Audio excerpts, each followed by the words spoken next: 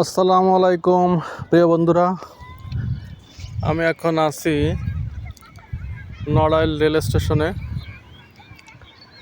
অনেক সুন্দর জংশন আপনারা দেখতে পাচ্ছেন যে এখানে আছে আপনার ঢাকা টু যশোর যে নতুন রেল লাইন হয়েছে, সে রেল লাইনের দৃশ্য। মাত্র 2 ঘন্টায় নড়াইল হইতে ঢাকা এবং যশোর হইতে সম্ভবত 2.5 ঘন্টা লাগে।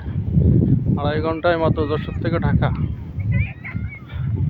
খুবই ভালো আরামদায়ক ভ্রমণ। নতুন রেল স্টেশন দেখতে অনেক সুন্দর, অনেক উঁচু করে করা। এখানে আসছে আপনারা মাটি থেকে অনেক নিচেই করা, ঠিক আছে।